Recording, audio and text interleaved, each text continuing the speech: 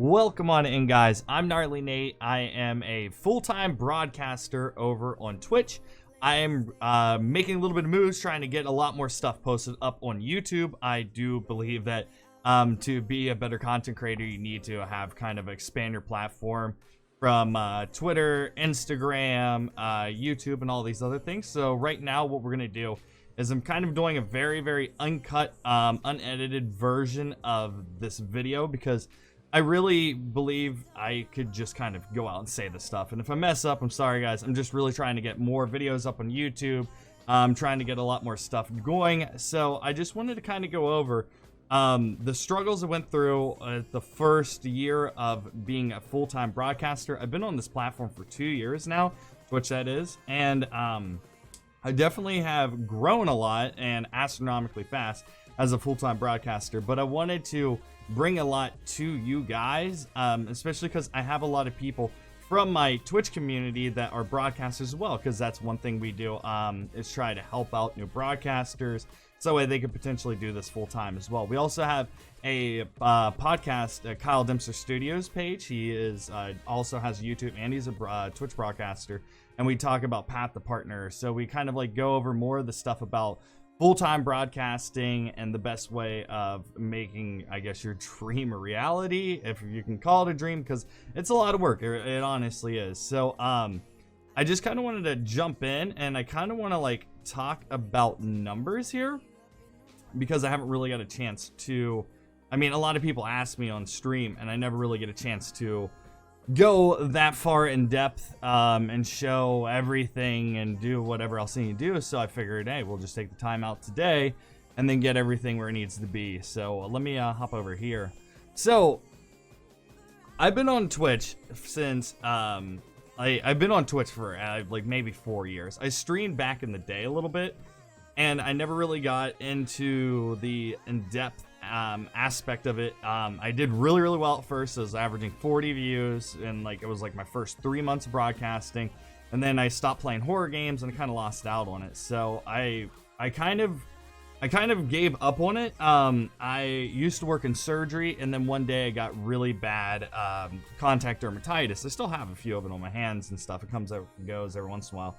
Well, I had to take an absence of leave at work, so I was like sitting there. I was bored at my house, and I still had like this amazing stream setup that I never utilized, just kind of playing games here and there. So I decided to fire it back up.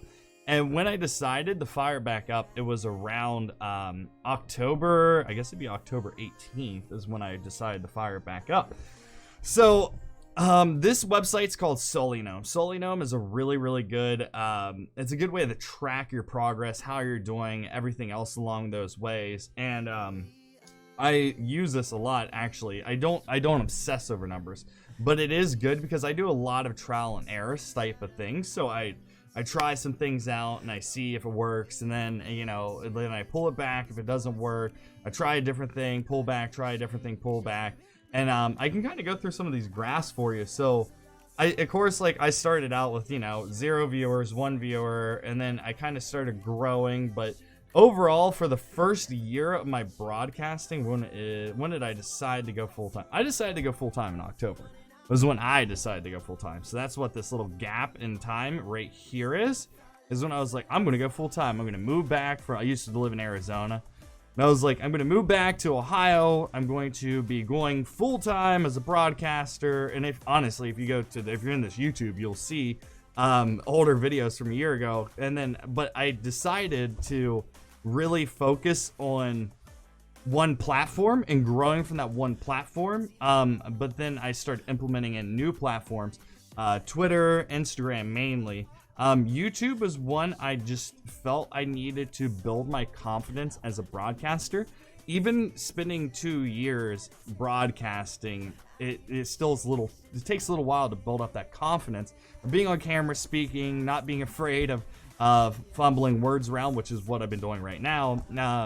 But I just wanted to bring a raw, uncut version of myself, at least for the first video, especially on YouTube, because I think we're gonna like grow. I'm definitely investing almost the same amount, actually the same amount of time or more on YouTube as I am Twitch, because we have, if you guys are coming in here, clearly you're interested about Twitch, or you want to know how to grow your channel and stuff along those lines as well. Well, I think multi-platform, making especially where we're at nowadays, because this is during the time, if you're watching here in the future, this is during the time that Shroud left left Twitch to go to Mixer, Ninja left Twitch to go to Mixer, and JD Courage left Twitch to go to YouTube. So it's a very interesting time, and it's very, very scary as a broadcaster. And I have some of these fears because you almost nowadays, if you really want your brand to succeed, you can't just stick to one platform. I'm not saying one streaming platform, but like just the one platform. You need to branch out, and you need to be hitting up all the social medias. You need to be making videos on YouTube for discoverability, because the YouTube's the second largest search bar or search engine in the internet. Like Google's number one, YouTube's number two. So being discovered on YouTube is actually is a very good way. You can build up an audience via YouTube and then hopefully pull them over to Twitch, or we'll see what happens in the near future. Bring them over to Mixer, bring them over to Facebook Gaming, or keep them here on YouTube. It's a very smart. There's like something like 200 million people watch YouTube per day. That is like 1/6 of the population is on YouTube as well too. So that's absolutely crazy. But so if you are a broadcaster in here, that's where like I've been doing very successful without YouTube. I have really grown the channel. Over the last year, it has been just astronomical. So I'm just kind of want to go through some stuff here. So as you can tell, if you look at like my follower trend and everything else, well, this isn't set back to the time it needs to be. So this is my follower trend. This is about when I started broadcasting on or broadcasting again on Twitch. I probably had 500 followers, and I started a long time ago. So they're just kind of residual followers. I pretty much had to start at 0 because I didn't have anything. Well, I streamed, and then I finally started picking up. So around October is when I started streaming. I picked up. I got all the way to, I'm pulling up. It's a slow grind. I'm all the way up, and I get to I'm about 1,000 followers when I'm kind of trickling in my brain, and like I've been doing it maybe like 9 months, like kind of full time but not full time, because I've just kind of been working and doing Twitch on the side, but I still was doing a full-time schedule on Twitch and having a full-time job in surgery, which is I thank you whoever's out there that actually has been working full-time and producing content full-time. I salute you guys, man. That is like one of the hardest things. That's what I was doing for the longest time. But so around this times when I trickled with the idea, when I hit 1,000 followers, I was like, well, I hit 1,000 followers. If I could dedicate a whole year, and I had savings. I saved up money from working in surgery, and I banked it all, and I have a whole savings. And that's where I got to the point where I was like, well, I saved up all this money. Let's just go for it, dude. Let's just go for it. So I ended up going for it, and so in about October is when I quit my job, and I was still living in Phoenix. I was doing this full time. So, but I went full time in October. So in October, I had maybe about 1,200 follows. Well, it's been about a year now. We're a little over it. We're at the end of October, but I figured it'd be fitting to do it now. And I went full time, and I was growing. I was getting like a couple hundred follows a month, which at that point in time, I thought that was astronomical. I was like, oh, this is great. I'm getting like, almost got 100 follows this month. This is fantastic. Well, about this time right here, I hit 2,000, or just hit 2,000 follows. I do remember this. I just hit 2,000 follows, and I was like, oh, this is amazing. I'm at 2,000 follows. Well, I was researching a lot of stats, and I'm starting to realize that, because I was a variety caster, and I started to realize that if you grow in one category, grow one game, and then try to branch out, find a niche, go with it, and then try to branch out after it. So around here is when I did. So I automatically jumped all the way up to about, 100 follows, and I was really excited about this game, but I was still playing variety, and just kind of kept going back to this game, which is Elder Scrolls Online. It's a fantastic game, fantastic community, great people, absolutely love it. Hell, even Bethesda here sent me a E3 pass for the the E3 2019. So they gave me a nice little gamer badge and invited me to their whole show. All this other stuff, great. Like, if you can stick to a single game category, it's fantastic. You definitely can grow really, really fast from it. And so I was kind of sitting there, and you know, this is about 4 months in. I was having a plethora of internet troubles as well too. So I had to change my schedule. So I started broadcasting one game. I was like, I'm gonna stick to one game. And then I stuck to one game, and you know, everything becomes stagnant.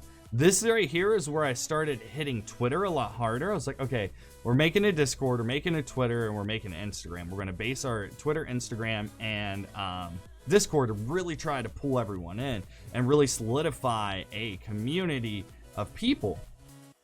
So I started doing it, and if you see a lot of these plateaus in this line, it's all trial and error is what I've been doing. So I really pushed Twitter and Instagram hard, and then I kind of fell off of it, and I got back into that rut, which a lot of us do, where we just stream. We do not seek out other platforms to grow with, and then we just don't do it. And then I get back hot and heavy on Twitter and Instagram again and other social media things, and I start dying out again. I get up again, and I'm hitting 3,000. That's like 1,000 follows in like a month or two. So we're growing really fast at this time, or like what feels like to be going really fast. And then I plateau because I stopped doing it again. Well, what I realized with a little trick I learned is, when I was talking to some teacher, it was a professor, and they did like social media, not social media, just media in general. And they're like, yeah, we asked kids why the Kardashians were famous. And they're like, well, the Kardashians are famous because we see their face all the time. And the kids don't know. The kids don't know what we know as older, you know, like all this controversies that kind of were surrounded them. So kids knew that the Kardashians were famous because you see their face all the time. And I took that and I was like, well, I need to get my content out there more, but I need to be posting photos of my face and like content with me in it. I also need to be replying to more people. I need to be more active. And another wise broadcaster, I wish I could remember their name right now, was like, you need to be making more friends than you're losing, because no one's going to be sticking around your channel. Like, think about it in your situation. As you, the viewer, right now listening to what I'm saying, if you sit there and you're like, okay, well, you know, like you watch a broadcaster, you don't watch a broadcaster for maybe more than a month or 2 months unless they're very, very special. And then after that, then you know, then it falls off, and maybe 6 months, 9 months, you kind of stop watching a broadcaster.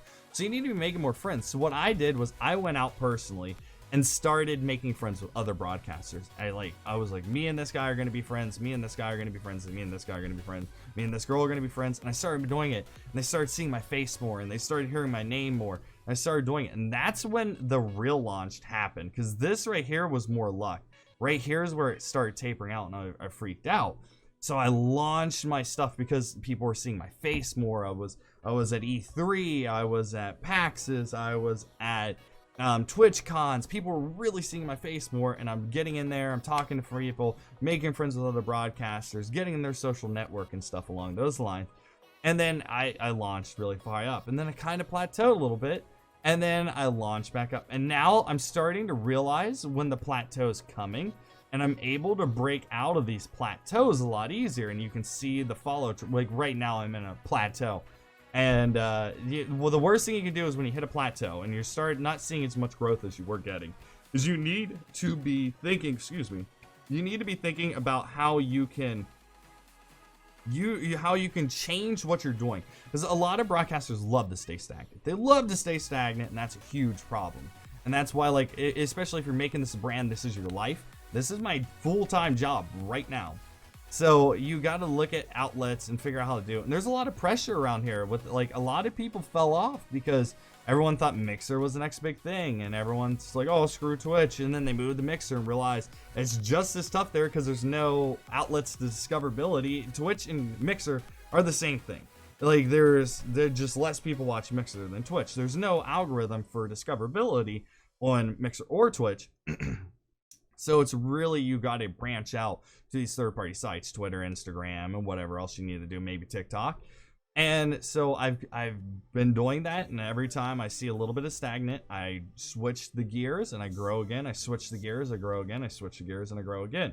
And you can all, I mean, and you can see it on my viewer count. My viewer count's like steadily going up, like really quickly. Right now, we are, even though we're hitting a plateau of followers, we are still keeping the average hours and views up there. Like, we're getting discovered a lot better. Like, there has rarely been any broadcast I have had less than 1,000 views in a long time. There's a couple special days depending on like if it's a holiday or what's going on there, and that's when I kind of see a little bit of weird little downfalls in viewership. But overall, I mean, it's astronomical. It just keeps going up and up and up and up and up. But with that being said, I did stick to one game, and the thing with sticking to one game is you have a way of shooting yourself in the foot, pigeonholing yourself in a way where these first 2,000 people no longer really come in and watch my content, because all I play is Elder Scrolls Online. And then when I do play another game to try to revitalize that old community and drag them into the old community into the new community, it doesn't work that well. And that's where I see a lot of these weird little drop-offs. And I'm trying to figure out how I can make it so I can balance both of them. But that's the double-edged sword the double-edged sword to sticking to one game. So I'm trying to break out by not talking about the game and my community, and I'm seeing a lot of drops in viewership. I mean, if you look over here, it's like I only had 157 top views. I only had 235 top views. I've only had 215, 511, 370 or 27. And then like some of these days are 31, 56, but those are like different days just depending on what it is. But my followers are kind of low as well too. So I am in a weird position where I'm losing a lot of my average because I am not talking about the game that I'm playing at that time, because I'm trying to prep my community into you know, the ability for me to do other things and stuff. That's one reason why we're doing YouTube right now, is because I'm trying to build a culture around me as a brand and not me as a person that plays a game. And that's what a lot of us have to deal with. But there's a lot of pressure with people leaving for Mixer, people leaving for like YouTube, I guess, but that's a different story. And it's causing a lot of disruption. So right now, Twitch, Mixer, everything's unstable. If anything, competition's good. People will work stuff out, but it's just going to take time for it to work out. I'm really enjoying Twitch still. I'm still doing very, very well over there. I'm still able to eat. I'm still able to take the lady friend out on meals and everything else along those. But it is a little. It's not as good as what it used to be. But this is where we're gonna get into a little different thing here. Is the money situation for for Twitch and how much I make and all that other fun stuff, which is fantastic. I haven't been under, and now you guys are gonna laugh because it is kind of a low number. I haven't been under 400 subs. Well, unless you're a smaller broadcaster, and don't take any offense to it. I haven't been under 400 subs in 3 months now, 4 months potentially, maybe 4 months. This month I've seen an astronomical like decline, and I don't know exactly what's going on. Maybe it's like everyone's getting back in school, getting into the trend. TwitchCon happened as well too, and I was over there. But it will come back. Usually, I mean, this is the beginning of the month, so that means everyone's gonna resub, so I shouldn't actually even looked at that number. Yeah, so I haven't really been under 400 subs, and I haven't done it. But when I first started out full time, which is a very ballsy move, and you shouldn't do it unless you have a sure thing. Like I didn't have a sure thing, but I had a bank account and I had a dream. So, and I had drive, and those are some really big things. If you have a bank account, dream, and drive, you can do it.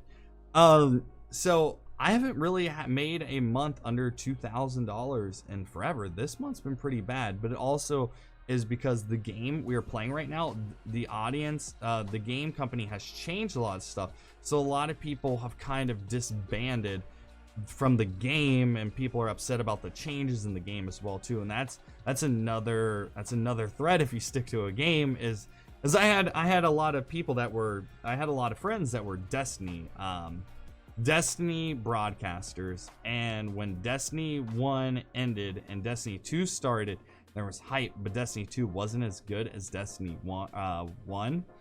A lot of people, their whole career, their 500, 600, 1,000 people that used to watch them, it just all collapsed around them because they made their content only about their game.